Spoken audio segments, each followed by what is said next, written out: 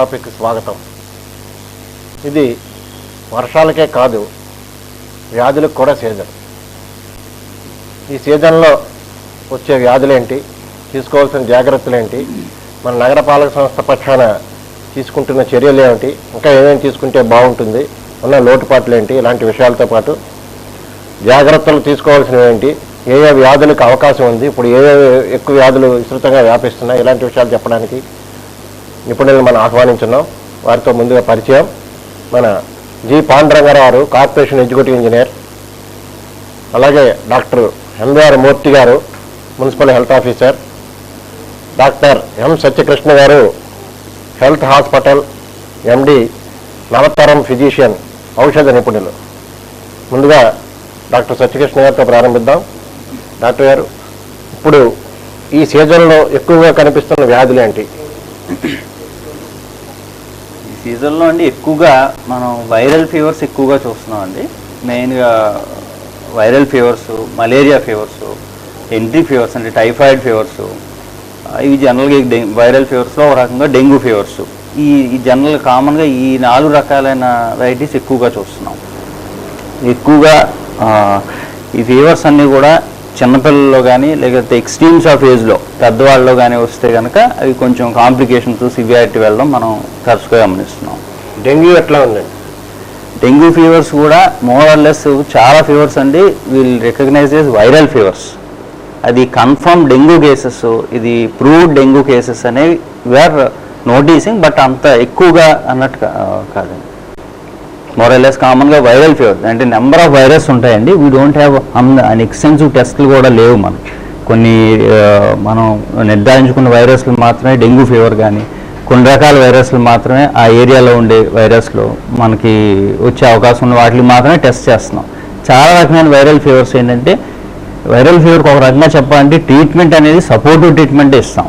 అంటే ఫీవర్కి సంబంధించిన paracetamol tablets కానీ, డీహైడ్రేట్ అవ్వకుండా ఉండడం కానీ చేస్తూ ఉంటాం. ఇది over period of 3 days 5 days అయ్యేటప్పటికి సెల్ఫ్ లిమిటింగ్ చాలా వరకు సెటిల్ అయిపోతూ ఉంటాయి. ఇక కాంప్లికేషన్స్ వచ్చేటప్పటికి అప్పుడు మనం వేరే టెస్టులు చేయడం కానీ ఇంకోటి కానీ ఉంటా ఉంటుంది. డెంగ్యూ ఫీవర్స్ కూడా చూస్తున్నామండి, బట్ ఈ మధ్యకాలంలో ఒక్కొక్క సీజన్లో ఒక్కొక్కటి ర్యాంపెంట్గా వస్తూ కనబడుతుంది.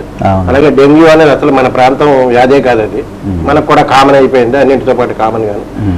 2-3 ఏళ్ల క్రితం చికెన్ గున్యా ఇలాంటివి కూడా బాగా విస్తృతంగా ఉన్నాయి. ఇప్పుడు ఈ సీజన్లో ఏమైనా అలాంటిది ఏమైనా కొత్త వైరస్లు కానీ అలాంటివి ఏమైనా కనిపిస్తున్నాయి అంటే ఇప్పుడు మనం బయట వింటున్నాం కదండి, స్వైన్ ఫ్లూ అని ఇవన్నీ వింటున్నామండి. రకరకాల వైరస్లు అండి. మెయిన్గా అన్ని రకాల వైరస్లు కూడా కామన్గా మనం తినే ఆహారాన్ని బట్టి, మనం తాగే నీటిని బట్టి మనం అది దాని నుంచే మనకి రావడం అనేది జరుగుతూ ఉంటుంది. అక్కడ మనం ప్రివెంటివ్ ఎక్స్పర్ట్స్ అనేది తీసుకుంటే కనుక చాలా వరకు మనకు నివారించే అవకాశం అనేది ఉంటుంది. ఇంతకు ముందుతో పోల్చుకుంటే ఇప్పుడు టెంపరేచర్స్ అనేవి 103-104లో వారం 15 రోజులు ఉండిపోతున్నాయి. ఏంటంటారు కారణం? ఏమండి టెంపరేచర్ జ్వరం ఇదివరకు 100 జ్వరం వచ్చింది అంటే 101 వచ్చిందని అనుకునేవారు. ఇప్పుడు 103-104లో 15 రోజులు ఉంటున్నారు పిల్లలు. అంటే సార్ జ్వరం ఎంత సివియర్గా వచ్చింది, అది 103 వచ్చిందా 104 వచ్చిందా అన్నది కాకుండా ఎంత డ్యూరేషన్ అంటే ఎన్ని రోజుల నుంచి ఉన్నది అనేది మేము ఎక్కువగా కన్సిడర్ చేస్తూ ఉంటాం. ఒకసారి viral fever second or third day 105, 104 fevers అనేవి తరచుగా వస్తూ ఉంటాయి. అది మనం ఒక 4-5 days దాటినప్పటి నుంచి కూడా వేరే కాంప్లికేషన్స్ ఏమైనా వెళ్తున్నాయా అంటే వేరే ఆర్గాన్స్ మీద ఎఫెక్ట్ అయ్యే అవకాశం ఏమైనా ఉందా, ఇవన్నీ చూస్తూ ఉంటాం. జ్వరం అనేది సివియర్గా మలేరియా ఫీవర్లో కానీ, వైరల్ ఫీవర్లో కానీ, వేరే ఏ రకమైన టైఫాయిడ్ ఫీవర్లో కానీ హై ఫీవర్స్ ఇక వస్తూ ఉంటాయండి. దానికి సంబంధించిన బాడీ పెయిన్స్ కానీ, మజిల్ పెయిన్స్ కానీ అన్ని రకాల వాటిలో కూడా మనం పర్టికులర్గా మనం ఓన్లీ కంప్లైంట్స్ తీసుకొని, ఓన్లీ ఫీవర్ ఇంత సివియర్గా ఉంది, పెయిన్స్ ఈ రకంగా ఉన్నాయి, అదొక్కటే తీసుకుని ఇది అని పర్టికులర్గా డయాగ్నోస్ చేయడం అనేది కష్టం. ఇప్పుడున్న కాలంలో ఏంటంటే పర్టికులర్గా ఒక స్టేజ్ దాటిన తర్వాత కొన్ని టెస్టులు చేసి మాత్రమే ఇది మనం కన్ఫర్మ్ చేయగలం. దానికి సంబంధించిన మందులు వాడకం జరుగుతాం. ఇప్పుడు డాక్టర్ గారు ప్రధానంగా 2 జాగ్రత్తలు చెప్పారు. వాటరు, ఫుడ్, ఈ 2 ఇంటేక్ బట్టి మనం వీటి నుంచి జాగ్రత్తలు తీసుకోవచ్చని చెప్పి, దీంట్లో ప్రధానంగా రాజమహేంద్రవరంలో తీసుకుంటే ఇది వరదల కాలం కూడా, వరదలు వచ్చే కాలంలో మరింత జాగ్రత్తగా మనం మంచినీరు గురించి జాగ్రత్తలు తీసుకోవాల్సిన అవసరం ఉంటుంది. దీనికి సంబంధించి కార్పొరేషన్ పరంగా ఏం జాగ్రత్తలు తీసుకుంటున్నారు పాండురంగారావు గారు? అందరికీ నమస్కారం అండి. ముఖ్యంగా ఇప్పుడు మన రాజమండ్రికి వాటర్ డ్రా చేసేది గోదావరి నది నుంచి మనం వాటర్ డ్రా చేస్తాం. అలాగే 2 చోట్ల మనకి ప్రధానంగా హెడ్ వాటర్ వర్క్స్ ఉన్నాయి. ముఖ్యంగా పుష్కర్ గారి దగ్గర 55 MLD ట్రీట్ చేసే హెడ్ వాటర్ వర్క్స్, తర్వాత ధవళేశ్వరంలో 10 మిలియన్ లీటర్స్ సామర్థ్యం గల హెడ్ వర్క్స్ ఉన్నాయండి. ఈ నుంచి ఇచ్చే వాటర్ మనం ముఖ్యంగా ఈ సీజన్లో రా వాటర్లో టర్బిడిటీ ఎక్కువ ఉంటుంది. అంటే మనం చూస్తే ఇప్పుడు వాటర్ కొద్దిగా రెడ్గా ఉంటుంది. మామూలు సీజన్లో అదర్ సీజన్స్లో చూస్తే వాటర్ కొంచెం క్లియర్గా ఉంటుంది. ఈ సీజన్లో వాటర్ వచ్చేసరికి కొద్దిగా టర్బిడిటీ ఎక్కువ ఉంటుంది. ఆ టర్బిడిటీ మన అక్కడ మన హెడ్ వర్క్స్లో మేము మెజర్ చేస్తాం. మెజర్ చేసి దానికి తగ్గట్టుగా ఆ వాటర్ని మనం ముందు ఫిల్టర్ చేసే ముందు ప్రీ ట్రీట్మెంట్ లాగా ఆలం కలుపుతామండి.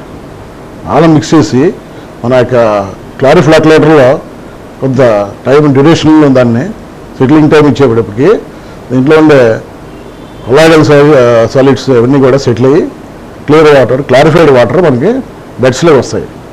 అక్కడి నుంచి మామూలుగా ఫిల్టర్ మీడియాలో వాటర్ ఫిల్టర్ అయ్యి అక్కడి నుంచి వాటర్ మనకి క్లియర్ వాటర్ బయటకు వస్తుంది. ఆ క్లియర్ వాటర్ మనం డిస్ఇన్ఫెక్ట్ చేస్తాం, అంటే క్లోరినేషన్ చేస్తాం.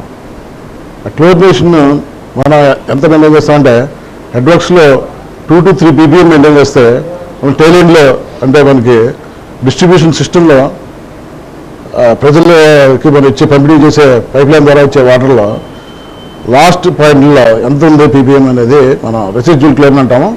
0.2 ppm అనేది మనం మెయింటైన్ చేయాలి.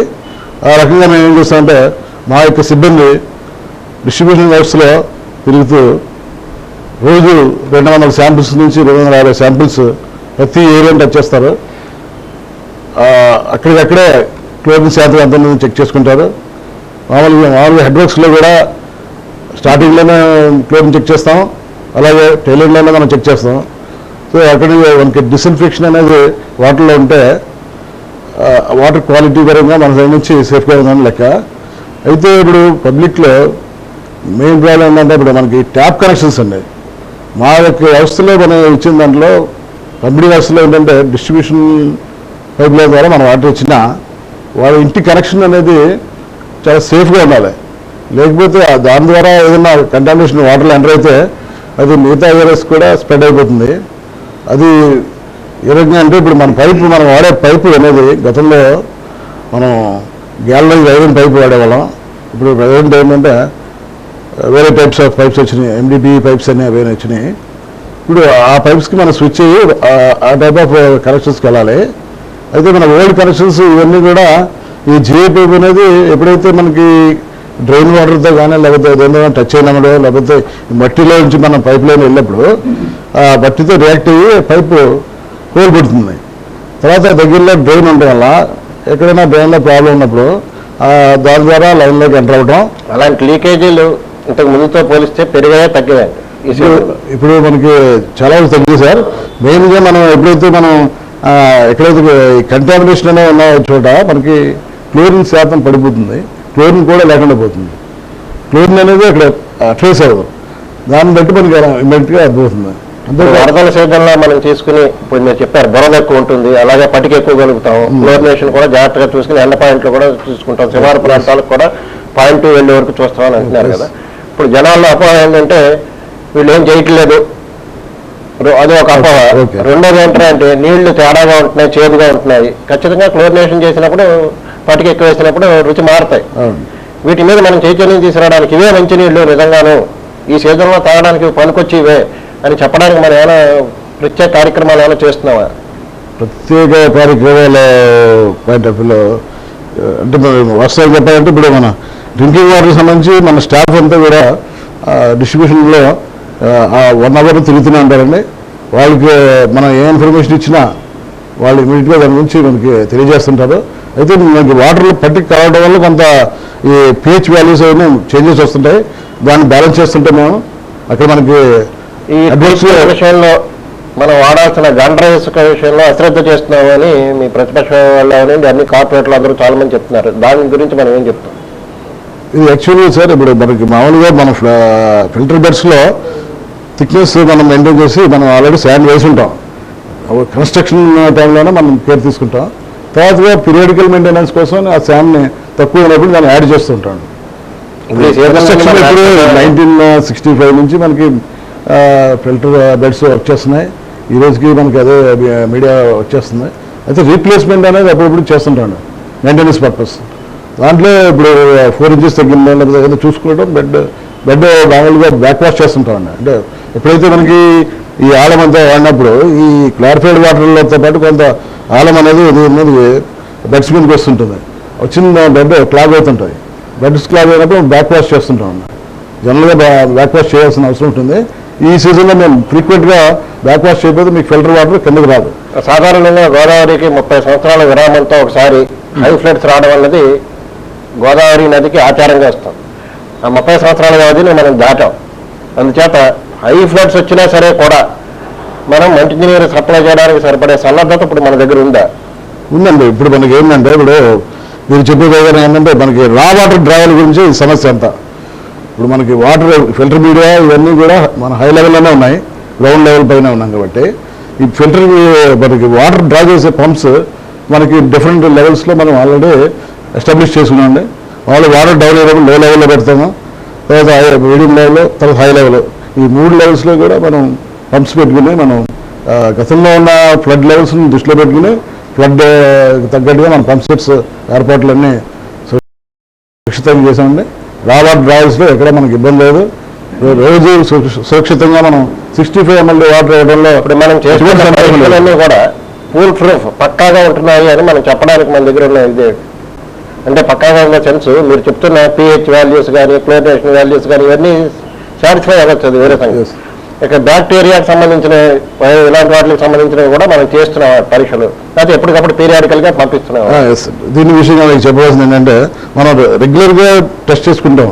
అలాగే కాకుండా మనకి IPM ల్యాబ్ అని ఇండియన్ ప్రివెంటివ్ మెడిసిన్ సంబంధించిన డిపార్ట్మెంట్ నుంచి మనకి ఎవ్రీ మంత్ ఒకసారి ఇన్స్పెక్ట్ చేస్తారండి. వాళ్ళు ఇన్స్పెక్ట్ చేసినప్పుడు మన రా వాటర్ శాంపుల్స్, అలాగే క్లియర్ వాటర్ శాంపుల్స్, అలాగే డిస్ట్రిబ్యూషన్లోనూ ఎన్ని చోట్ల తిరిగి వాళ్ళు బ్యాక్టీరియాలజికల్ టెస్ట్లో అన్ని రిపోర్ట్స్ అన్నీ కూడా జనరేట్ చేసినవి మనకి వెంటనే మనకి పంపిస్తారండి. ఎటువంటి విధంగా మనకి ఏమైనా ప్రాబ్లం ఉందంటే విధంగా మనకి దాని మీద మనకు కనిపిస్తున్నాయి. ఎక్కడ ఇప్పటివరకు యాక్చువల్గా ఎటువంటి ప్రాబ్లమ్స్ ఏమి రాలేదు సార్. మనకి ఉండేది అది గోదావరి వాటర్ సంబంధించి అది డ్రాయల్ కాబట్టి సర్ఫేస్ వాటర్లో ఎక్కడ ప్రాబ్లం లేదండి. గోదావరి నీళ్ళు తాగితే అన్నీ వస్తాయి అనే ఒక ఇది కూడా ఉంది. గోదావరి మంచినీళ్ళు అనేక కోట్లాది రూపాయలు వ్యయంతో ఖర్చు పెట్టి దాన్ని ట్రీట్మెంట్ చేసి ఇస్తుంటే జనాల్లో ఈ మధ్యకాలంలో పెరిగిన అపోహ ఏంటంటే గోదావరి మంచినీళ్ళు వీళ్ళు ట్రీట్ చేసినవి అంత సవ్యమైనవి కాదు అని చెప్పి ప్యాకెట్లు తాగుతున్నారు. ఈ ప్యాకెట్లు అవి ISI మార్కు లేనివే ఎక్కువ ఉంటాయి. రెండోది ఈ సీజన్ అవసరాలను బట్టి ఏవో బాటిల్స్లో నింపేసి పట్టుకొచ్చేస్తున్నవి కూడా ఉంటున్నాయి. ఇలాంటి వాటి మీద వైద్య పరంగా మనం తీసుకుంటున్న చర్యలు ఏంటి మూర్తి గారు? ఇప్పుడు యాక్చువల్గా చెప్పాలంటే అండి, మేము సప్లై చేసే వాటర్ అంతా ప్యూర్ వాటర్ లేదు. మేము కుళాయిల ద్వారా సప్లై చేసే వాటర్ కరెక్ట్ వాటర్. ఎందుకంటే కుళాయి ద్వారా సప్లై చేసే వాటర్ కేవలం ఒక వ్యక్తికి ఒక ఏరియా ఉన్న వ్యక్తికి ఒక మేము ఇచ్చేది. అటు మేయర్ గారి దగ్గర నుంచి కార్పొరేటర్ల దగ్గర నుంచి రాజమండ్రిలో ఉన్న పెద్దవాళ్ళందరూ తాగే నీళ్ళు. కాబట్టి ఆ నీళ్ళు ఇప్పుడు పర్ఫెక్ట్నెస్ ఉంటుంది. ఈ ప్యాకెట్లు కొనుక్కుని తాగే వాళ్ళందరూ చాలామంది ఏంటంటే అది పోర్టబుల్ ఈజీగా ఉంటుంది కొనుక్కుంటారు తప్ప అందులో అంత ప్యూరిటీ ఉండదు. ISI మార్కులు కూడా కొన్ని ఉంటాయి, కొన్ని ISI వాడు. అందరూ చాలామంది తెలియని విషయం ఏంటంటే దాని మీద ఎక్స్పైరీ డేట్ ఉండాలి కంపల్సరీగా. ఎక్స్పైరీ డేట్ చూసుకుంటే కానీ వాటర్ ప్యాకెట్ తాగకూడదు. ఎక్స్పైరీ డేట్ చూసుకుని కూడా చాలామంది వాటర్ ప్యాకెట్ ఇచ్చి తాగుతుంటారు, అది ఫ్రిడ్జ్లో పెట్టి తాగుతుంటారు. అది చాలా ప్రమాదం అండి. అలాగే కంపెనీ ISI ముద్రలు లేని వాటర్ బాటిల్స్ తాగుతుంటారు. అది మంచి పద్ధతి కాదు. సీలింగ్ చేయడం అనేది చాలా ఈజీ విధానం. ప్లాస్టిక్ని తొందరగా సీల్ చేయడం ఈజీ. చాలామంది ఏం చేస్తారు, ఇళ్లలో వాటర్ పట్టేసి సీల్ చేసి అమ్ముతుంటారు. అది కూడా మేము చాలా రైడింగ్ చేసి చాలా వరకు పట్టుకుంటున్నాం. ఈ మధ్యకాలంలో అలాంటి పట్టుకున్న కేసులు ఏమైనా ఉన్నాయా? ఈ మధ్యకాలంలో చాలా కేసులు పట్టుకున్నాం. పట్టుకుని వాళ్ళని సీజ్ చేసాం, షాపులు కూడా ముగించాం, ఉంటాం వీళ్ళదని. బాటిల్లో ఈ బాటిల్స్లో రీయూజ్ చేయడం అది ఒకటి పెద్ద ప్రమాదం. రెండోది ఏంటంటే బాటిల్స్ మీరు అన్నట్టుగా దానికి ఎక్స్పైరీ డేట్ కూడా దాని మీద మెన్షన్ చేయకుండా చాలా కాలం నిల్వ ఉంచిన పట్టుకొచ్చి మార్కెట్లో పెట్టడం. ఇలాంటి విషయాల్లో మనం తీసుకుంటున్న జాగ్రత్తలు ఏంటి? మేము మా శానిటరీ ఇన్స్పెక్టర్లు ఉంటారు, శానిటరీ మేస్త్రులు ఉంటారు, ఎక్కడెక్కడ ప్రతి షాప్ చెక్ చేస్తుంటారు, ఎక్కడ అనుమానం వచ్చి చెక్ చేస్తే ఇప్పుడు మాకు బోల్ ఫోన్లు వస్తాయండి. ఇప్పుడు మాకు కంట్రోల్ రూమ్ ఉంది, కంట్రోల్ రూమ్ ఫోన్లు వస్తే పలానా దగ్గర తేడా ఉంది రమ్మంటారు అన్నీ మేము రైడింగ్కి వెళ్తుంటాం. అదిగాక మాకు చాలా కంప్లైంట్లు రిటర్న్గా కంప్లైంట్లు వస్తాయి. అటు మేయర్ గారికి వస్తాయి, ఇటు డిప్యూటీ మేయర్ గారికి వస్తాయి, కార్పొరేటర్లకు వస్తాయి, రూరల్కి వస్తాయి, కమిషనర్కి వస్తాయి. అవన్నీ మేము క్రోడీకరించి ఎప్పటికప్పుడు మేము రైడింగ్ చేయటం పట్టుకోవడం చేస్తుంటాం. అవన్నీ వదిలే సమస్య మాత్రం ఉండదు. ఎక్స్పైర్ అయిపోయిన వాటిని అమ్మిన, ఎక్స్పైర్ అయిపోయిన షాపులో ఉన్న వాటిని మేము సింపుల్గా తీసుకునే విషయం అయితే మాత్రం ఎక్కడ లేదు. ఇంతకు ముందుతో పోలిస్తే సీజన్ మారినప్పుడు వచ్చే అతిసారం ఇలాంటివి పూర్వంతో పోల్చుకుంటే తగ్గాయని చెప్పొచ్చు. మనం తీసుకుంటున్న ప్రికాషన్స్ వల్ల ఏదైతేనేమి. వాటర్ వరకు అది ఒకటైతే ప్రధానంగా కార్పొరేషన్ పరంగా అంటువ్యాధులు ప్రబలకుండా ఈ సీజన్లో తీసుకోవాల్సిన ప్రత్యేక చర్యలు తీసుకుంటున్నవి ఏంటి?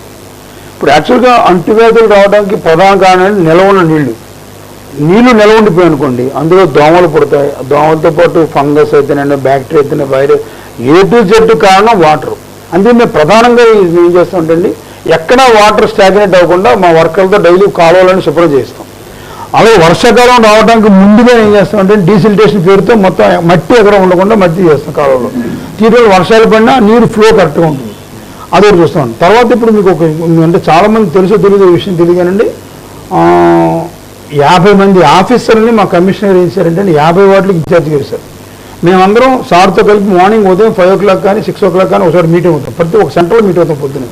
సార్ ఏం చేస్తారంటే ఈ రోజున ఈ వార్డు చూడంటారు. మొత్తం 50 మంది ఒక్కసారి ఒక్కొక్క వార్డులో, ఒక్కోసారి 3 వార్డులో, ఒకసారి 4 వార్డులో తిరగడం వలన ఎక్కడా స్టాగ్నేటెడ్ వాటర్ లేకుండా ఉంటాం.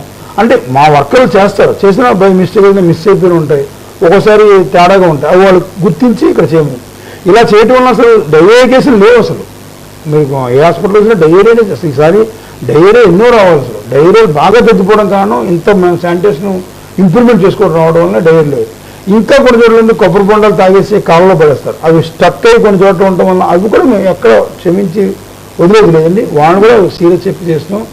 రాజమండ్రిలో ఎక్కడ ఏ కాలువ బ్లాక్ అవ్వకుండా కష్టపడుతున్నాం అందరూ. కాబట్టి డయేరియా తగ్గింది. అలాగే మీకు ఇంకొక ఎపిడమిక్ వచ్చేది ఏంటంటే బాగా వచ్చేది ఈ సీజన్లో బాగా ఎక్కువ మలేరియాలు విజృంభిస్తాయి. దోమలు ఎక్కువ ఉంటాం. దోమలు ఎక్కువ లేకుండా ఉండటం కోసం మేము ఫాగింగ్ పెట్టాము. డైలీ వాటిలో ఫాగింగ్ చేసి, ఇంకొక అపోహ ఉంటుంది, ఫాగింగ్ చేయట్లేదు ఏదో నాటకం వెళ్ళిపోతున్నారు సరిగ్గా రావట్లే వర్కర్లని అందుంటారు.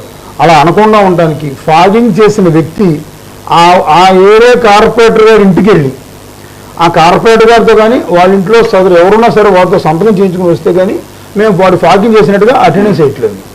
తర్వాత స్ప్రేయింగ్ అది కూడా అంతే. స్ప్రే చేసుకెళ్ళినా ఆ వ్యక్తి వెళ్ళి కార్పొరేటర్ గారి ఇంటికి వెళ్ళి అక్కడ సంతకం పెట్టించుకు రావాలి కంపల్సరీ. ఈ రూల్స్ పెట్టిన తర్వాత రోజు వారానికి 3 సార్లు 2 చేయటం వలన చాలా వరకు చాలా వ్యాధులు మేము కంట్రోల్ చేయగలిగాం. చాలా వరకు తగ్గిపోయి ఏం లేవండి.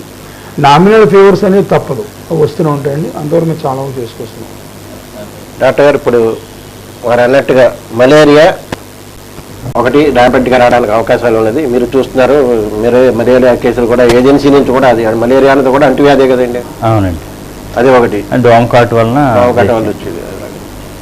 ఇక ఫైలేరియా అనేది కూడా ఒకప్పుడు ఇక్కడ ప్రాబ్లమ్. ఫైలేరియా అనేది కొంచెం తగ్గింది. ఇప్పుడు చెప్పినట్టుగా అండి, అంటే వాళ్ళ సైడ్ నుంచి కార్పొరేషన్ సైడ్ నుంచి కానీ సైడ్ నుంచి వచ్చే మెజర్స్ ఏమేం చేస్తున్నారో క్లియర్గా చెప్పారండి. ఒకటి అంటే పర్సనల్ హైజీన్, మనం ఇంట్లో కూడా ఎంత మెజర్స్ తీసుకుంటేనే ఈ డిసీజెస్ అన్ని మనం ప్రివెంట్ చేయగలం. వాళ్ళు వాటర్ ప్రొడక్షన్ సైడ్ దగ్గర నుంచి వేరే వేరే ఈ లెవెల్స్ మెయింటైన్ చేస్తున్నామండి ఇలా అని చెప్తున్నారు. అది ఇంట్లో మనం ఖాళీ పాత్రల్లో కానీ లేకపోతే కొబ్బరి బొండాలు ఏమైనా వదిలేస్తే వాటిలో నీరో చేరిన పాతగా టైర్లు కానీ ఉంటాయండి. లేదంటే కన్స్ట్రక్షన్ యాక్టివిటీ ఏమైనా జరుగుతుందంటే వాటిలో కానీ నీళ్ళు నిల్వ ఉంటాయి. అవన్నీ కూడా దోమలు చేరడానికి, బ్రీడింగ్ అవడానికి కూడా మంచి ప్లేసెస్. సో మనం ఇంట్లో కూడా ఎంత శుభ్రంగా ఎంత మెజర్స్ తీసుకుంటేనే ఈ డిసీజెస్ రాకుండా ప్రివెంట్ చేయగలం. కొంచెం ఫుడ్ హ్యాబిట్స్లో కూడా హ్యాండ్ వాషింగ్ అనేది కంపల్సరీ. తినే ముందు కానీ తిన్న తర్వాత కూడా హ్యాండ్ వాషింగ్ కంపల్సరీ చేయడం ఒకటి మనం చేస్తూ ఉండాలి. ఇంకా మిగతాది ఈ దోమల ప్రివెన్షన్కి జనరల్గా చిన్నపిల్లల్లో కానీ పెద్దవాళ్ళలో కానీ ఈ సీజన్లో కనుక కొంచెం లాంగ్ స్లీవ్స్ వాడడం, అంటే పొడి చేతులు ఒక కొంతవరకు కూడా మనం మస్కిటో బైట్ని ప్రివెంట్ చేయడానికి ఇవన్నీ కూడా మస్కిటో రిపెలెంట్స్ వాడడం కానీ ఇవన్నీ ప్రివెంట్ చేయడానికి కూడా మనకి ఆస్కారం, రాకుండా ప్రివెంట్ చేయడానికి ఆస్కారం. ఒకసారి వచ్చిన తర్వాత ట్రీట్మెంట్ చేయడం అనేది అది వేరే వ్యవహారం. ఇప్పుడు మన హాట్ టాపిక్ డిస్కషన్ అంతా కూడా వాట్ ఆర్ ప్రివెంటివ్ మెజర్స్, అంటే మనం పర్సనల్గా ఇంట్లో ఏ మెజర్స్ తీసుకోవాలి, వాళ్ళు కార్పొరేషన్ సైడ్ నుంచి కానీ ఇంకో రకంగా కూడా వాళ్ళు ఏ మెజర్ తీసుకుంటున్నారు అనేది అది అవేర్నెస్ పుట్టించడానికి మెయిన్ ఇదంతా అండి. ఇంకో విషయం చెప్పేది ఏంటంటే ఈ సీజనల్ ఫీవర్స్, వైరల్ ఫీవర్స్ కానీ ఇంకోటి రోగనిరోధక శక్తి ఉన్న పేషెంట్స్లో, అంటే యంగ్ పేషెంట్స్లో 25-45 ఇయర్స్ ఉన్న పేషెంట్స్లో, ఏ డిసీజెస్ లేని పేషెంట్స్లో వస్తే కనుక మోరల్లెస్, అంటే అపార్ట్ ఫ్రమ్ మలేరియా కానీ ఇంకోటి కాకుండా వైరల్ ఫీవర్స్ అనేది సెల్ఫ్ లిమిటింగ్. అంటే కన్నా ఒక 3-4 డేస్ అయ్యేటప్పటికి 5 డేస్ అయ్యేటప్పటికి కంప్లీట్ రెస్ట్ తీసుకొని డిహైడ్రేట్ అవ్వకుండా చూసుకొని పారాసెటమాల్ లాంటి ట్యాబ్లెట్స్ వాడుతూ ఉంటే కనుక స్లోగా సెటిల్ అయిపోయాయి. ఎక్కడ ప్రాబ్లం వచ్చే వల్ల కూడా చిన్నపిల్లల్లో, అంటే 5 సంవత్సరాల లోపు పిల్లల్లో కానీ, ఎక్స్ట్రీమ్స్ అంటే ఇంచుమించు 60 సంవత్సరాలు దాటిన పేషెంట్స్లో కానీ, లేదంటే కొన్ని క్రానిక్ మెడికల్ డిసీజెస్ అంటే కిడ్నీ ప్రాబ్లమ్స్ ఉన్న పేషెంట్స్లోని, లేకపోతే ఆస్మా ప్రాబ్లమ్ ఉన్న పేషెంట్స్లో, pulmonary diseases, chronic obstructive pulmonary disease అంటారు, ఈ రకమైన మెడికల్ హార్ట్ డిసీజెస్ ఉన్న పేషెంట్స్లో వీళ్ళలో కనుక ఏమన్నా వైరల్ ఫీవర్స్ వచ్చినాయి అంటే కనుక అవి ఎంత సిచ్యువేషన్కి వెళ్తాయి అంటే అవి ఇంక్లూడింగ్ లైఫ్ రిస్క్ కూడా ఉన్న సిచ్యువేషన్స్ కూడా లేకపోలేదు. సో మెయిన్గా ఈ ఏజ్ గ్రూప్ ఆఫ్ పీపుల్లో 65 దాటిన తర్వాత ఈ మెడికల్ డిసీజెస్ ఉన్న పేషెంట్స్ అందరూ కూడా వ్యాక్సినేషన్ కూడా మేము సజెస్ట్ చేస్తూ ఉంటాం. అంటే చిన్నపిల్లల్లో వ్యాక్సినేషన్ చేయించుకోవడం అనేది ఇమ్యునైజేషన్ షెడ్యూల్ ప్రకారం అది సర్వసాధారణంగా అందరికీ తెలిసిన విషయం. ఒకటి ఏంటంటే 65 సంవత్సరాలు దాటిన తర్వాత కానీ, లేదంటే ఇలా క్రానిక్ ప్రాబ్లమ్స్ ఇప్పుడున్న డిసీజెస్ అన్ని పల్మరీ డిసీజెస్ కానీ, కిడ్నీ డిసీజెస్ కానీ ఉన్న పేషెంట్స్లో ఇన్ఫ్లుయెంజా వ్యాక్సిన్స్ అనేది, అంటే ఇయర్లీ ఇన్ఫ్లుయెంజా వ్యాక్సిన్స్, 5 ఇయర్స్కి ఒకసారి నిమోకోకల్ వ్యాక్సిన్స్ వేయడం వల్ల ఏంటంటే ఈ డిసీజెస్ రాకుండా వచ్చినా కూడా అవి నిమోనియా కింద లేకపోతే వేరే కాంప్లికేషన్స్ వెళ్లకుండా ప్రివెంట్ చేయడానికి కూడా మనకి. డాక్టర్ గారు, మీరు ప్రధానంగా ఈ నవతరం ఔషధ నిపుణులుగా ఉన్నారు కాబట్టి ఫిజిషియన్గా ఈ మధ్యకాలంలో ఈ జ్వరాలు కానీ ఇటువంటి డిసీజెస్ విషయంలో కానీ జాగ్రత్తలు జాగ్రత్తల తర్వాత వచ్చిన తర్వాత తీసుకోవాల్సిన జాగ్రత్తలు కూడా మర్చిపోయి కొట్టు మీదకి వెళ్ళి బిళ్ళను కొనుక్కుని వేసేసుకోవడం, తర్వాత ఈ డ్రగ్ అబ్యూజ్ అన్నది కూడా చాలా తీవ్రంగా ఉందండి. చాలా విపరీతంగా ఉందండి, చాలా విపరీతంగా. మీరు ఒక ఫిజిషియన్గా మీరు ఏం చెప్తారు? ఇప్పుడు ప్రతి ఒక్కరికేనండి జ్వరం, ఫీవర్ ఏదైనా వచ్చిన తర్వాత మనకి ఇప్పుడున్న వాళ్ళంతా కూడా వెంటనే తగ్గిపోవాలి, వెంటనే తగ్గిపోద్ది అన్న దీని నుంచి బయటపడాలి. ఫస్ట్ ఆఫ్ ఆల్ ఆ వైరస్ కానీ లేకపోతే మరి ఏది వచ్చినా సరే అట్లీస్ట్ ఒక 2-3 డేస్ అనేది కంపల్సరీగా ఏ ఫీవర్ అన్నా ఉంటుందండి. 1 డేలో సెటిల్ అయ్యే ఫీవర్స్ ఏమి ఉండవు. బట్ ఈ ఒకరోజు ఫీవర్కి మీరు అన్నట్టు ఇందాక మాట్లాడుకుంటే ఆ సివియారిటీ చూసి అంటే ఇది హాస్పిటల్ అంటే పక్కన మెడికల్ షాప్కి వెళ్ళడం లేకపోతే వేరే ట్యాబ్లెట్స్ తీసుకుంటాం. ఒకసారి విన్నానంటే ఒక పారాసెటమాల్, ఒక యాంటీబయాటిక్, ఒక 3-4 varieties of tablets day first నుంచి కూడా వాడేయడం అనేది సర్వసాధారణం అయిపోయింది. మా దగ్గరికి వచ్చేటప్పటికి ఏంటంటే 5 డేస్ దాటిన తర్వాత ఒక 1 వీక్ అయిన తర్వాత తగ్గినప్పుడు మా దగ్గరికి వచ్చి అప్పుడు ఇన్వెస్టిగేట్ చేయడం ఇదంతా జరుగుతాం. అంటే అలానే ఫస్ట్ డే వచ్చిన ప్రతి పేషెంట్కి వచ్చిన తర్వాత వెంటనే వెళ్ళిపోవాలా డాక్టర్ గారి దగ్గరికి అంటే ఖచ్చితంగా కాదు. ఖచ్చితంగా ఒక 1 డే 2 డేస్ అనేది పారాసెటమాల్ ట్యాబ్లెట్స్తో మన బెడ్ రెస్ట్ తీసుకుని ఫ్లూయిడ్ సరిగ్గా తీసుకుని ఇంటి దగ్గర ఒక 2 డేస్ అలా మెయింటైన్ చేసే అవకాశం అయితే ఉంటుంది. ప్రతి 2-3 డేస్ దాటిన తర్వాత ఇంకా మనం ఏది పడితే అది యాంటీబయాటిక్ మా మెడికల్ షాప్కి వెళ్ళి అలా వాడేయడం అనేది ఈ సాధారణం అయిపోయిందండి. అది మాత్రం చాలా వరకు తగ్గించుకోవాలి. సో అది ఎక్కువగా అయిపోవడం వల్ల ఏంటంటే ఇప్పుడు ఇచ్చే యాంటీబయాటిక్స్ కూడా ఏంటంటే ఏది పనిచేయకుండా ఉన్నాయి, డ్రగ్ ఎడిక్ట్ అయిపోవడం వల్ల. ఇప్పుడున్న బగ్స్ అన్నీ కూడా విపరీతమైన డ్రగ్ రెసిస్టెన్స్. అంటే మనం ఇచ్చే కామన్గా ఇచ్చే చిన్న యాంటీబయాటిక్స్కి దేనికి కూడా రెస్పాండ్ అవ్వట్లేదు. 5 డేస్ వచ్చిన తర్వాత మా దగ్గరికి ఆల్రెడీ మేము వాడదాం అనుకున్న యాంటీబయాటిక్స్ వాడేసి ఉంటారు. 2 డేస్ ఒక యాంటీబయాటిక్ తగ్గలేదని 3వ రోజు ఇంకొక యాంటీబయాటిక్, ఇంకోటి ఈ రకమైన వైల్డ్గా 5 రోజులు వచ్చిన తర్వాత టెస్ట్ రిపోర్ట్లు చూసిన తర్వాత హాఫ్ ట్రీటెడ్గా కొన్ని ఉంటాయి. అంటే టెస్ట్లో సరిగ్గా రావు, కొంచెం మందులు వేసుకుంటారు, కోర్స్ సరిగా వాడరు. సో ఇవన్నీ కూడా విపరీతమైన డ్రగ్ ఇది అనేది అయితే ఎక్కువైపోయింది. ఇంక్లూడింగ్ మన ఐవి ఇంజెక్షన్స్ కూడా పెట్టేసుకుని తగ్గట్లేదని వచ్చే కేసెస్ కూడా ఉంటాయండి. ఇప్పుడు డాక్టర్ గారు చెప్పినట్టుగా వాటర్ గురించి చెప్పుకున్నాం, అలాగే ఇంటెక్ ఫుడ్ విషయంలో తీసుకోవాల్సిన జాగ్రత్త. కార్పొరేషన్ పరంగా మనం ఈ స్ట్రీట్ ఫుడ్స్ విషయంలో కానీ హోటల్ ఫుడ్స్ విషయంలో కానీ ఇతరత్ర ఇప్పుడు మీరు అన్నట్టుగా ఐస్ క్రీమ్లు ఇలాంటి విషయాల్లో కానీ మనం తీసుకుంటున్న చర్యలు ఏమిటి? ఇప్పుడు యాక్చువల్గా ఎక్కడ చూసినా ప్రధానంగా ఇంకోటి ఏంటంటే ఎక్కడ చూసినా ఫుడ్ అనేది కల్తీ ఫుడ్సే ఉన్నాయి. దీని గురించి మనం కార్పొరేషన్ పరంగా ఏం తీసుకుంటున్నాం? అసలు కల్తీ నివారణ యంత్రాంగం మనకు ఉందా? యాక్చువల్ చెప్పాలంటే అండి, ఫుడ్ ఇన్స్పెక్టర్స్ ఉంటారు. ఫుడ్ ఇన్స్పెక్టర్స్ అనేవాళ్ళు కల్తీ ఫుడ్ని మనం శాంపుల్ ఇస్తే అది కల్తీ జరిగిందా జరగలేదా అని కనిపెట్టడానికి వాళ్ళు ఉంటారు ఫుడ్ ఇన్స్పెక్టర్. మనకు ఒక్క కాకినాడ తప్ప ఎవరు లేదు. దాని మీద మన కమిషనర్, రాజమండ్రి కమిషనర్ లెటర్ రాసి ఉన్నారు. ఏంటంటే మాకు రాజమండ్రికి కూడా ఒక ఫుడ్ ఇన్స్పెక్టర్ ఉండాలి, ఊరు చాలా పెద్దగా ఉంది, అవసరం పెట్టారు. అది అండర్ ప్రాసెస్లో ఉంది. మేము ఏ విధంగా అటాక్ చేస్తామంటే అండి, లోపల శుభ్రత లేకపోయినా, గిన్నెలు మూతలు పెట్టకపోయినా, లేకపోతే లోపల అపరిశుభ్రంగా ఉండి, డ్రైన్ కనెక్షన్స్ లోపల నుంచి ఉండి, లోపల వాడి గిన్నెలు సరిగ్గా లేక, రూఫ్ అంతా బ్లాక్గా పెట్టేసి ఉండి, లోపల ఉన్న వర్కర్స్ ఉంటారు. ఈ వర్కర్లు ఎవరికైనా వంట చేసేవారు కానీ, లేకపోతే సప్లై చేసేవారు కానీ చేతులకి ఏదైనా జబ్బులు ఉన్నా, అంటే గోళ్ళకైనా జబ్బులు ఉండొచ్చు, లేకపోతే స్కిన్కైనా ప్రాబ్లం ఉన్నా వాళ్ళని వెంటనే మేము వాళ్ళని ఆపి ఆ హోటల్ వాళ్ళకి వాళ్ళ వర్క్లోంచి వేరే వర్క్లో పెట్టించి తీసేయడము, లేకపోతే వేరే వర్క్లో పెట్టుకోమని వాడికి అడ్వైజ్ చేయడము అలా చేస్తాం. Next skin specialist certificate compulsory ఉండాలి హోటల్ మెయింటైన్ చేసేవాళ్ళు. తర్వాత ఏం చేస్తున్నామంటే అండి, మేము ఈ హోటల్స్కి వెళ్తున్నాం కదా, హోటల్స్ వాళ్ళకి, అలాగే రోడ్ల మీద చికెన్ అమ్ముతారు ఎక్కువ, చికెన్ వాటికి, మటన్ అమ్మే వాళ్ళకి, బీఫ్ అమ్మే వాళ్ళకి నోటీసులు ఆల్రెడీ ఇచ్చాము. శుభ్రత ఉండాలి కంపల్సరీగా, వాటి మీద ఏగలు వాడకుండా కంపల్సరీగా ఒక క్లాత్లను, ఒక నెట్ లాంటి కట్టి ఉండాలి కంపల్సరీగా. అలాగే ఊరికే రోడ్డు మీద హ్యాంగ్ చేసి ఉంచకూడదు. అలాగే ఎవరికి వాళ్ళు సొంతంగా వాటిని స్లాట్ చేసి అమ్మటం లేదు. ఇప్పుడు అసలు స్లాటింగ్ అంటే అసలు మన కథనే స్టాండర్డ్స్ ప్రకారం నిర్వహించట్లేదు అని చెప్పి మన ఆందోళన జరిగింది. దాని మీద ఏమంటాం?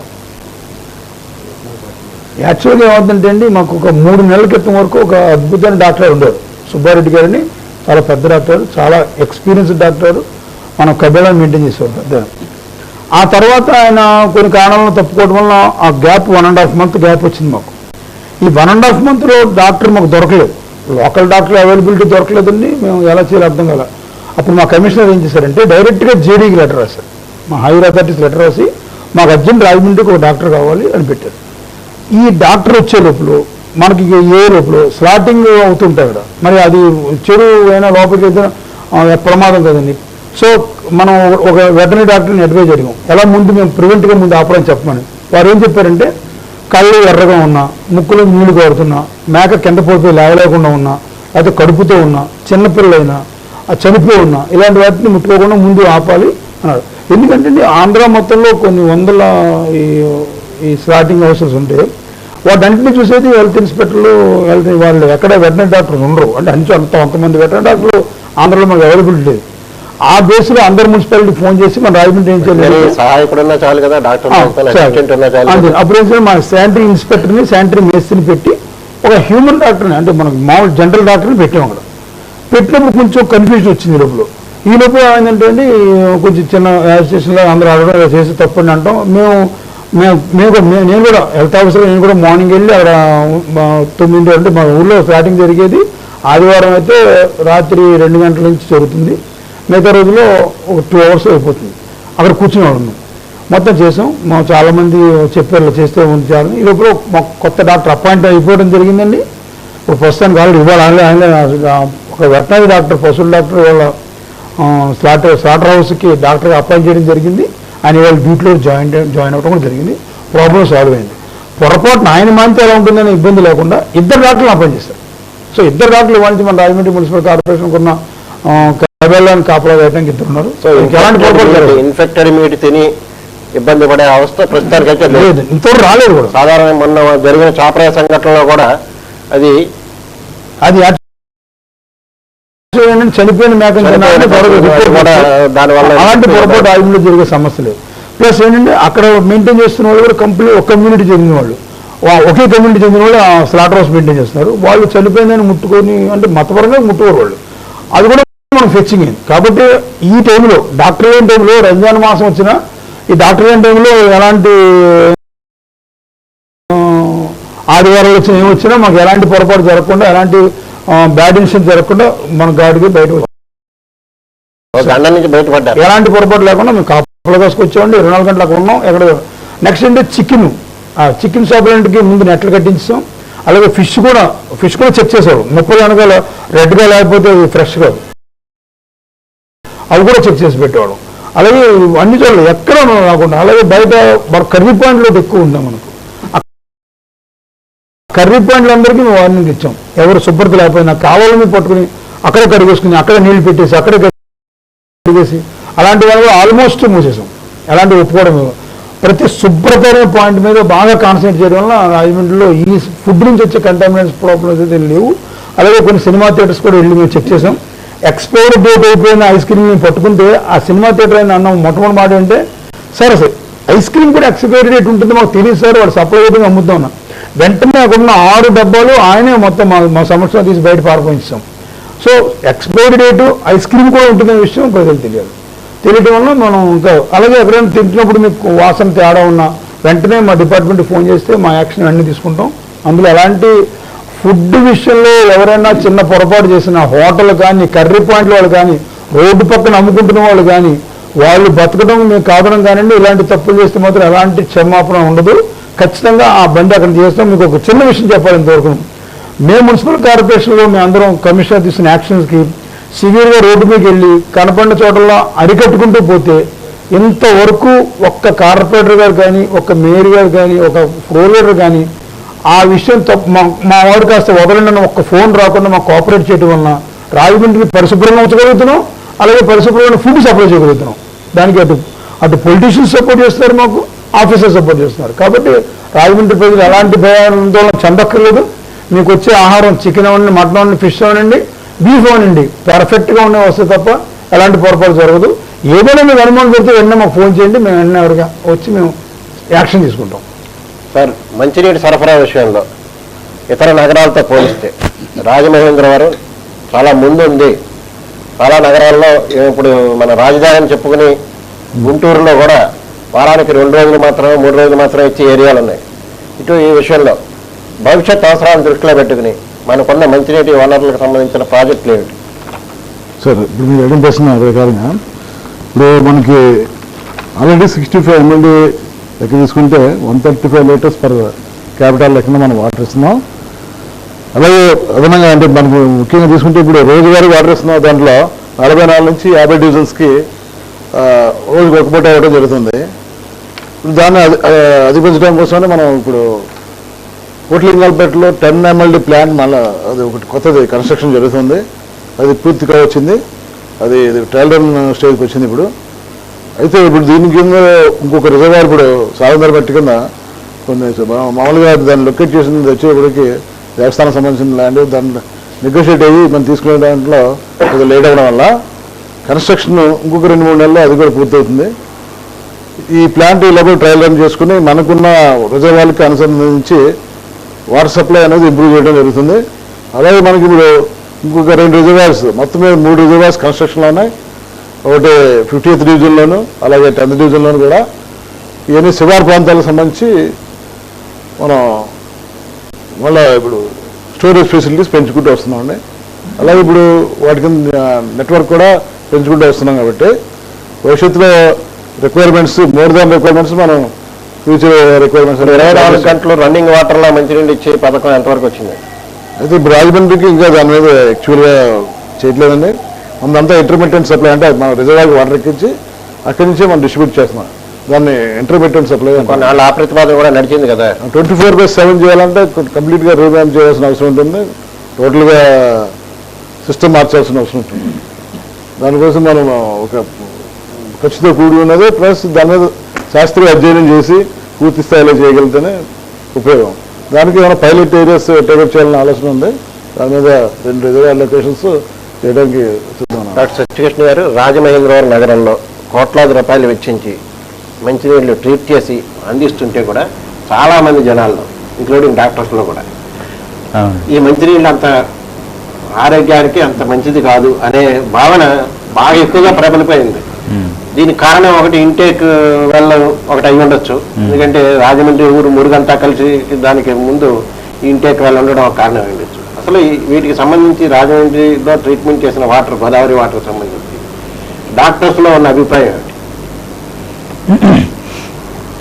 అంటే ఒకటండి, ఇప్పుడు గోదావరి వాటర్ తీసుకున్నప్పుడు మనకి ఎప్పుడు ఇవన్నీ క్వశ్చన్స్ వస్తాయంటే మనకి ఏదైనా ప్రాబ్లం వచ్చినప్పుడు, కంప్లైంట్ వచ్చినప్పుడు మాత్రమే మనం ఏం రెట్రోస్పెక్టివ్గా ఆ రోజు ఆ నీళ్ళు తాగాం, ఆ ఆహారం తిన్నాం, దానివల్ల వచ్చింది, అది మంచిది కాదు అన్న ఈ అపోహ ఉంటుంది.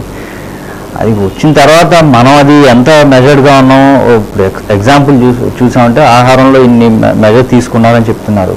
స్టోర్డ్ ఫుడ్ తిన్నారనుకోండి, పేషెంట్ ఇప్పుడు అదే మనం తీసుకొని అదే ఫ్రిడ్జ్లో ఉంచో లేకపోతే ఇంకోటో స్టోర్డ్ ఫుడ్ తిన్నారనుకోండి, దట్ ఇట్ సెల్ఫ్ ఈ వైరస్ కానీ బ్యాక్టీరియాస్ రావడం కానీ అది వన్ ఆఫ్ ది రీజన్ వచ్చే అవకాశం అది ఉంటుంది. అదేవిధంగా నీళ్లు కూడా అంతే అండి. మనం ఎక్కువ నిల్వ చేసుకుని ఉన్నా, అంతేగాని డాక్టర్స్లో కానీ గోదావరి వాటర్ మీద వేరే అపోహది అయితే ఏం లేదు. ప్రతి చోట గోదావరి వాటర్ ప్రతి ఇంట్లోనే మంచినీటి పైపు ఉంటుంది, అవి తాగరు, అవి తాగకుండా డబ్బాలు తెప్పించుకుని పెట్టుకుంటున్నారు ఇంట్లో. ఈ కల్చర్ ఎంతవరకు మంచిది? గోదావరి వాటర్ తాగడం కాదు, గోదావరి తాగడానికే అందరూ ఇష్టపడతారు, ఇంక్లూడింగ్ డాక్టర్స్ కూడా. డాక్టర్స్ కూడా ఏంటంటే ఇప్పుడు గోదావరి వాటర్ వచ్చిన తర్వాత దాన్ని మేము ఏ ఫిల్టర్లోనో ఇంకోటో చేసుకుని తాగుతారు అండి, అవి తాగుతారు. కానీ ఓన్లీ పర్టికులర్గా క్యాన్స్ తెప్పించేయడం అది ఉన్నా కానీ అది డాక్టర్స్ తక్కువే అండి. గోదావరి వాటర్ తాగడానికి చాలా మంది ఇష్టపడతారు. అది కాబట్టి ఏంటంటే కొంచెం ఏ వాటర్ ప్లాంట్లో కానీ ఇంకో క్లీనింగ్ అయిన తర్వాత తీసుకోవడానికి ఇష్టపడతారు. డాక్టర్ సత్యకృష్ణ గారు స్పష్టంగా చెప్తున్నారు, గోదావరి వాటర్ చాలా సేఫ్ డ్రింకింగ్ వాటర్, మీకు ఎంతగా అవసరం అనుకుంటే దాన్ని ట్రీట్ చేసుకుని తాగండి, ఇంట్లో ఏదైనా ఫిల్టర్ చేసుకున్నా ఇంకోటి చేసుకున్నా వడగట్టుకున్నా తప్ప గోదావరి వాటర్ మంచిది కాదు అనే భావనను అపోహలను వేడండి అని. ఎందుకంటే దాని మీద కోట్లాది రూపాయలు వెచ్చించి మనం మళ్ళీ నీళ్లు కొనుక్కునే పరిస్థితి ఏ ప్రాంతం వాళ్ళకైనా ఉంది, కానీ మన ప్రాంతానికి అవసరం లేదు. ఇది చాలా స్పష్టంగా చెప్తున్నారు. అలాగే నీళ్లు కాచిని తాగితే దాని పరిస్థితి ఏంటి సార్? కాచి తాగాలి అనేది ఒక వెర్షన్ అయితే, నీళ్లు కాచడం వల్ల అందులో ఉండి మినరల్స్ పోతున్నాయని ఒక కొత్త వాదన బయలుదేరింది. దాని మీద ఏమంటారు డాక్టర్ గారు? కాచి తాగడం అనేది, బాయిల్ వాటర్ తాగడం అనేది మంచిదే అండి. అంటే కొన్ని రకాల ఆర్గానిజమ్స్ అది కొంచెం ఆ టెంపరేచర్కి వెళ్ళినప్పుడు జనరల్గా ఉండవు కాబట్టి కాచి చల్లార్చి నీళ్ళు తాగడం అనేది మంచిదే. బట్ ఇక మినరల్స్ పోతాయి, ఇంకోటి ఇదవుతాయి అన్నది అది ఒక రకంగా అపోహే. అంటే కంప్లీట్గా ఇంకా వెయిట్ చేస్తే మినరల్స్ పోతాయి ఇంకోటి అన్నది అపోహే. కాచి చల్లార్చిన నీళ్ళు తాగడం అనేది మంచిదే. అంటే కాచి చల్లార్చిన నీళ్ళు తాగడానికి అలవాటు పడితే కూడా రెసిస్టెన్స్ తగ్గిపోతుంది, డెలికసీ వచ్చేస్తుంది అన్నది కూడా ఒక ప్రచారం జరుగుతుంది. దాని మీద అలా ఏం లేదండి. అంటే అందుకని కాచి చల్లార్చిన నీళ్ళు తాగమని కానీ శుభ్రంగా ఉన్న నీళ్ళు తాగమనండి. స్టోర్డ్ వాటర్ తాగొద్దు. స్టోర్ అంటే ఇచ్చేసిన నిల్వ ఉండేవి అది పోవద్దు. అంటే filtered water, Godavari water safe వాటరే. అంతేగాని కాచి చల్లార్చి నీరే తాగాలి, అది తాగితేనే జ్వరాలు రావు అనేది ఏం కాదు. కాచి చల్లార్చిన నీరు తాగితే మంచిది, జ్వరాలు వచ్చిన వాళ్ళకైనా మంచిదే, మామూలు వాళ్ళకైనా ఈ సీజన్లో. కానీ అవి తాగితేనే జ్వరాలు రావాలని కాదు. ఇప్పుడు డాక్టర్ గారు అన్నట్టుగా నిల్వ పదార్థాలు నిల్వ ఉంచుకుని తినడం వల్ల బయట మీరు చెప్తున్న హోటల్స్ వీటన్నింటికి సంబంధించి సరే, ఇంట్లో కూడా అవి ఉండకూడదు అని సరిపడింది. ఇప్పుడు అసలు సరఫరాగా నిల్వ సరుకు సరఫరా చేస్తుంటే మనం ఏం చేస్తున్నాం? ఇప్పుడు నిల్వ సరుకు సరఫరా అంటే అండి, మేము వాటికి రేటింగ్స్ ఉంటాయండి. ఈ కందిపప్పు మినపప్పు ఎలా నిల్వ ఉండేవి, వాటిని మనం పట్టుకోక్కలా. ఈ లైవ్ ఉంటాయి, కొన్ని లైవ్ నిల్వ ఉంటాం వీల్లేదు, ఫ్రిడ్జ్లో ఉంటాం వీల్లేదు. మేము చెక్కింగ్కి వెళ్ళామంటే హోటల్లో కానీ వాడు రాత్రి చికెన్ కానీ మటన్ కానీ లేకపోతే రాత్రి వండిన ఐటమ్ కానీ ఉందంటే వెంటనే దాన్ని సీజ్ చేస్తాం. ఎటువంటి పరిస్థితులు క్షమించే పని ఉండదు. ఎటువంటి పరిస్థితుల్లో ఎలాంటి వాళ్ళు కూడా తినే లైవ్ ఫుడ్ని మాత్రం నిల్వ ఉంచడానికి వీల్లేదు, దాన్ని కంపల్సరీ వాడేయాల్సిందే పొద్దున్న. అది అలాంటి ఎక్కడ మేము ఒప్పుకోండి. ఏం జరుగుతుందంటే నిల్వ అనే దాంట్లో ఏంటంటే నైట్ అయినా వీళ్ళు వండుకుని కొంచెం ఖరీదుగా వండుకుంటారు. Mutton biryani, chicken biryani, beef biryani వండుకుంటారు. తీరా వండుకున్నాక రాత్రి ఇంట్లో పెద్దవాళ్ళు రాత్రి తినకపోతే అది మొన్నటి పాడేయడం ఎందుకు తినటం వల్ల కూడా కొందరికి వస్తుంది. బాగా నిల్వ ఉన్నప్పుడు తెలిసిపోతుంది, దాన్ని ముట్టుకున్నా టచ్ చేసి తెలిసిపోతుంది, స్మెల్ తెలిసిపోతుంది. వెంటనే దాన్ని పడేది తప్ప ఏదో విధంగా దాన్ని కన్జ్యూమ్ చేద్దామని మళ్ళీ వేడి చేసి దాన్ని ఆలోచన కొంచెం మార్చి తిందాం అనే ఆలోచనల నుంచి చాలామంది బయటకు వస్తే ఈ జబ్బులు రాకుండా ఉంటాయి. నిల్వ పదార్థాలు బయట సప్లై మాత్రం ఎక్కడ జరిగే అసలు ఎక్కడ ఒప్పుకునే పని లేదు. నిల్వ అనే సమస్య రాని అసలు మనం ఏదో లైవ్ ఫుడ్గానే ఉండాలి. వాటిలో మా సీజన్కి సంబంధించి కుక్కలు అలాగే స్ట్రే క్యాటిల్ వీటి వల్ల కూడా వచ్చే ఇబ్బందులు, వాటి ద్వారా కూడా ఈ కంటామినేషన్స్ ఇవన్నీ రావడానికి ఎక్కడికక్కడ రోడ్ల మీద విసర్జించడం ఇవన్నీ వీటి వల్ల దీని మీద ఏం చర్యలు తీసుకుంటున్నాం?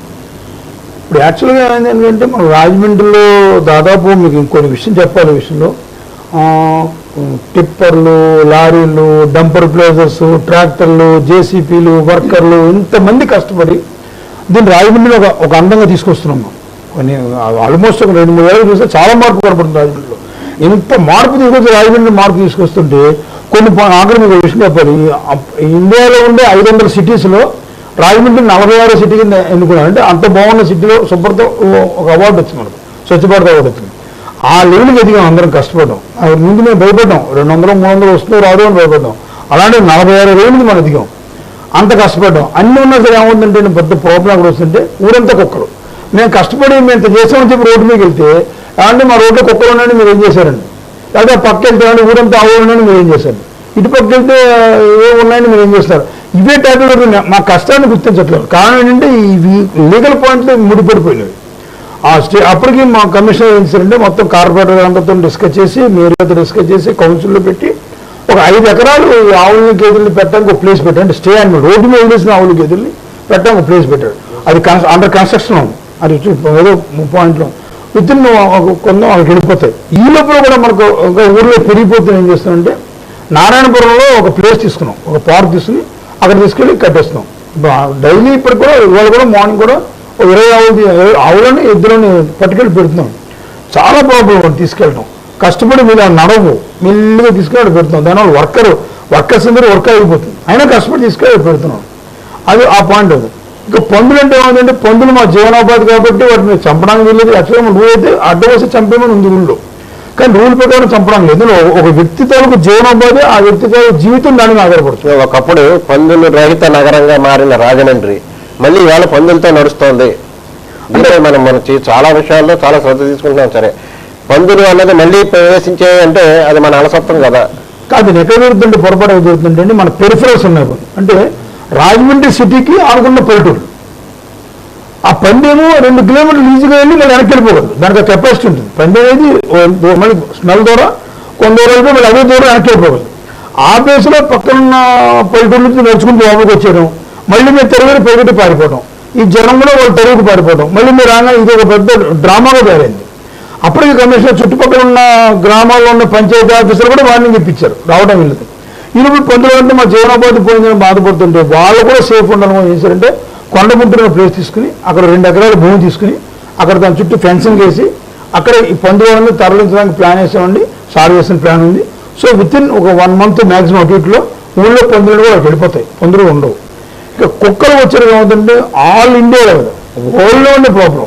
ఎక్కడ కుక్కని చంపడం, ఒకప్పుడైతే కుక్కని చంపేసేవాడం, ఇప్పుడు కుక్కని చంపడం కాదు, దాన్ని పట్టుకోవడం కూడా ఆడలేదు. దానికి కోర్టులన్నీ అడ్డుపెట్టాయి. అంటే రకరకాల కారణాలుగా వాటిని కూడా చంపడానికి వీలేదు పెట్టడం వల్ల కుక్కలు ఎవరు ముట్టుకోవడం, ఏ ఎంప్లాయ్ కానీ ఎవరు కుక్కని చంపడం వీలేదు. స్టెరిలైజేషన్ అప్పుడు ఏంటంటే కుక్కలు చంపడం మనిషి కుక్కలకి ఆపరేషన్, పిల్లలు పట్టుకున్న ఆపరేషన్ చేసి వాటిని ఎక్కడైతే ఆపరేషన్ తెచ్చి మళ్ళీ అక్కడే పెట్టే విధంగా మొదలెట్టాం, చేసుకుంటూ వెళ్తాం. దాదాపు 5,000 కుక్కలు చేసాం. ఇప్పుడు గవర్నమెంట్ ఏంటంటే కొత్త పాలసీ ఇంట్రడ్యూస్ చేస్తాం. కొత్త పాలసీకి దీనికి డైలమాస్ ఇస్తుంది.